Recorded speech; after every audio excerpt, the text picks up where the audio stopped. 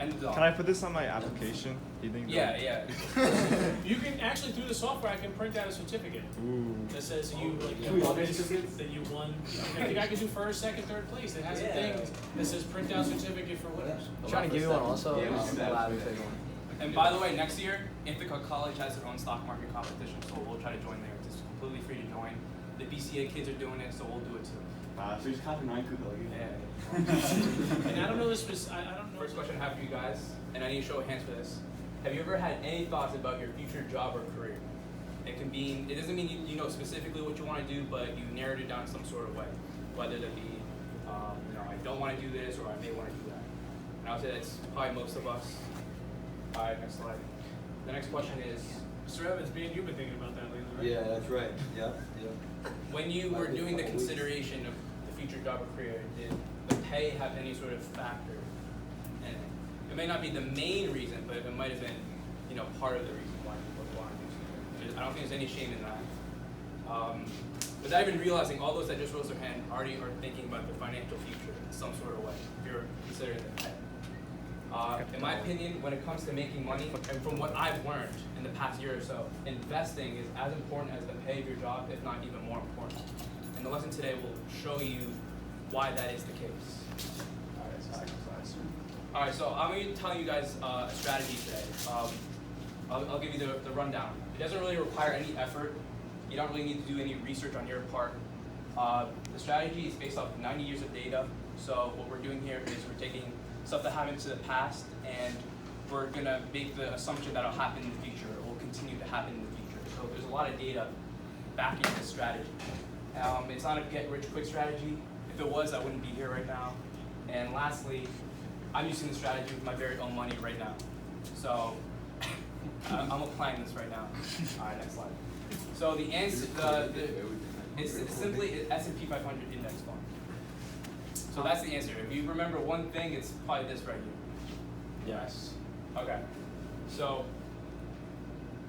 what is the S&P 500? It's a stock index of the 500 biggest U.S. companies. So essentially, they take the values of the 500 biggest U.S. companies and their stocks, and just pretty much make one number, and it measures how the whole stock market is doing.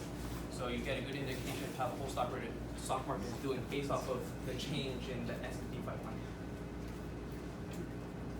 500. This is a graph. Who paid attention in math? Can someone tell me what kind of graph this is? Exponential. Exponential graph. Okay. Very, very good. Donuts, please. Yeah, you might get 2 donuts, maybe. Yes. Okay, so the average annual return of this S&P 500 is 10% each year. So since 1926 to 2018, there's approximately been a 10% increase each year.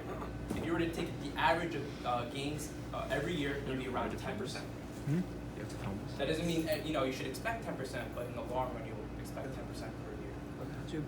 All right, so the index fund. So remember, the index was meant as a measurement, but eventually this guy named John Bogle, who actually died recently, created the index fund. He made it possible to invest in the S&P 500. He made it possible to invest in a measurement. Because remember, at first the S&P 500 was a measurement of how the whole stock market was doing. Now he's saying you can invest in it. All right, so now let's put this together. So we know that S&P 500 gains about 10% per year, and someone made it possible to invest in the S&P 500. You can increase your money at a 10% interest rate every year. Oh, well, I don't know what happened, but I guess that's Albert Einstein. I'm not sure if you can tell by the hair, but he said he says he's a smart scientist. He said that compound interest is the 8th wonder of the world. So compound interest is very powerful, considering that Albert Einstein, one of the smartest guys, that ever existed, calls it the 8th wonder of the world. So right now we're gonna do an activity. You need to get out your Chromebook. All right. So I want you to type in compound interest calculator and go to the investor.gov website. Hi, Jake. Hello. Jake, come in. Jake, the prize was $1. Jake, He's right there. Melvin. Jake, please introduce Come in. yourself. Guys, get your Chromebook. Hello, fellow members. Hello. I'm an investor. Donuts. They're not Alan. Yo, They're coming. Michael Jen said he ate toilet paper before. What the? Wow, first time coming to Investment Club, I see. First time. University of Texas. Where does it say it's 9%? It's based off. I mean, you can look it up yourself. If you, there's data every year of the game, so you just have to take the average of that. And can someone give a quick rundown for those that just came? Actually, I'll do it. Actually, Densick. SPF. A quick rundown. All right, give us the quick rundown. Should I take them privately or no? No, it's alright. Just say it right here. Okay, so basically, so Albert Einstein Wait, what? placed 7th in the stock market game. Wait, how much did he win? How much did he win? Alright guys, come on. I'll give a quick rundown of what I just said, alright? It's for those that just came in and for those that were half paying attention. So basically, there's something called the S&P 500. It increases by 10% each year, on average, since 1926 to 2018. So what we're doing is, alright, I'm sorry. John Bogle created the index fund, so he made it possible to invest in this S&P 500. So that's what I'm saying. You should invest in the S&P 500. So what consists inside of the S&P? It's the 500 biggest U.S. companies. It's not the 500 stocks because some companies have more than one stock. So there's actually like 505 stocks in the S&P 500. 505, but there's 500 companies. Because Google, for example, has 2 stocks. So do I invest in who's all of them? It's a thing. It's a. G and then GOO. So you guys understand what we're saying here? What was the guy's name? John Bogle. Yeah. He recently passed away. Albert Einstein said, quoted that compound interest is the 8th wonder of the world. Alright, so this is what we're gonna do. Do you guys have all your Chromebooks out? Yeah. So we're gonna split the room in half, alright? Well, let's use our phones, right? Or phone. Get to investors.gov, alright? Oh, I'll just use it for this you guys. half right here, you guys are gonna be the old rich man, alright? Yeah. You're the old rich man. And to the right, you guys are the young poor boy. Do you guys get it? Okay. Old rich man, young poor boy. Can you go to the next slide, please? I'm an old fool. So, for those that are on the old rich man side, I want you to input this data into the compound interest calculator. Your initial investment will be $10,000. Your monthly contribution will be $1,000. The length of time in years that you're investing for is 20 years, and the estimated interest rate is 10%. Because, like we said before, the S&P 500 increases by about 10% per year. No, because you're assuming that you continually. I have more money. $750,000 in 18 years. Say it up, Eric. Say it to the camera. I have 12 Say it. Oh wait, how much was it? You said it. You got it right. Say it again. $750,000 in 20 years. 750,000. 750,000. All right. Would you mind clicking on It's an initial investment of $10,000, approximately. All right. So now the young poor boy. You guys, your initial investment is gonna be 10 times less. Initial investment will be $1,000. Your monthly contribution will be 10 times less, $100. The length time that you're investing for is much longer because you're younger, 50 years.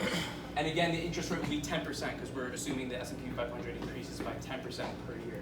And your compound frequency is annual. Someone shout it out. Oh my god.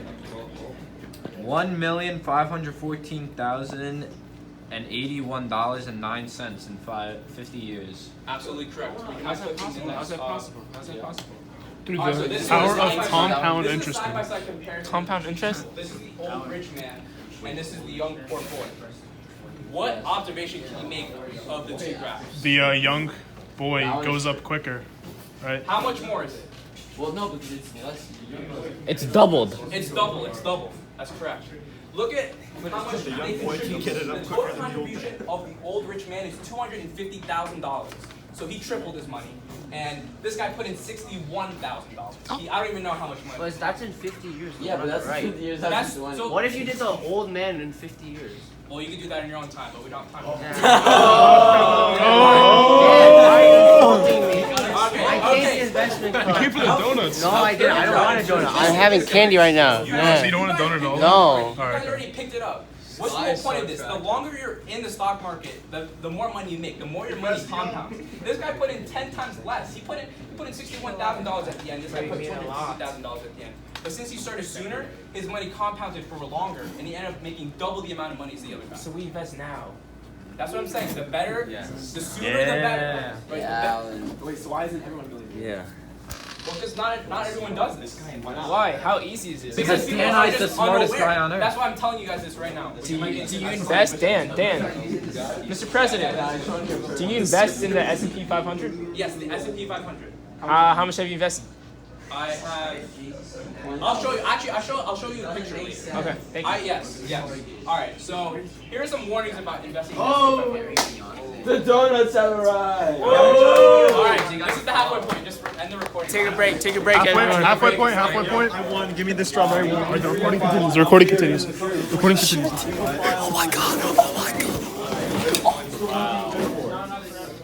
This is a warning for investing in S&P 500 index fund. You will see your investment drop during crashes. It happens every couple of years. It's bound to happen, and your investment will drop at that point. But you need to remember. Well, first of all, you should not get emotional and sell, because you know the facts. Remember how we said before, the average rate of return in the long run is 10%. So even if your investment drops for 1 year or 2 years, you need to just hold on. Exactly. I'd actually like to disagree. Yeah, at that point you were really, I would like to really disagree worried. with that because during wartime, government spending increases, which helps stimulate the. Gosh, you've been here to like 3 meetings. Bye. Alright, we can go to the next slide. Alright, so this is I'm already investing now.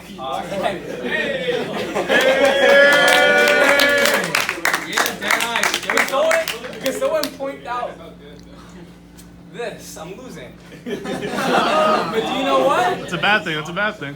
I'm sticking to the facts. 10% interest rate per year in the long run. I'm starting now. How much did you originally Don't get invest? emotional, Dan. Don't get emotional on this. Yeah, you're right. I can't get emotional. What's your question? So $6.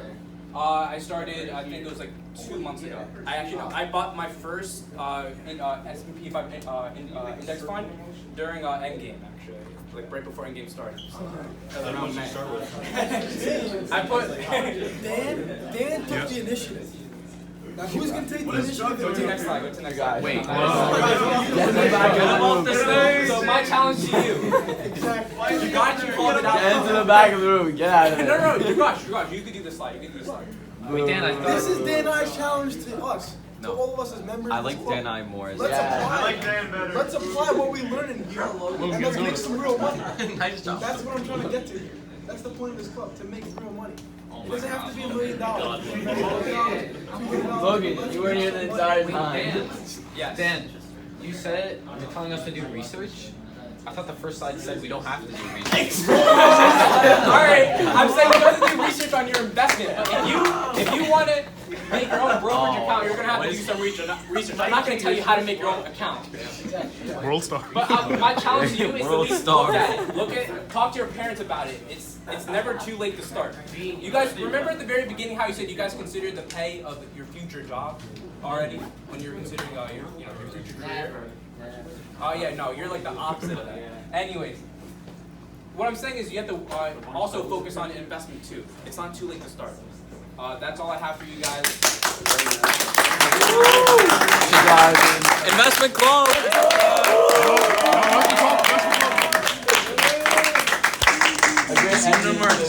Okay, wait. We were all regularly attending members.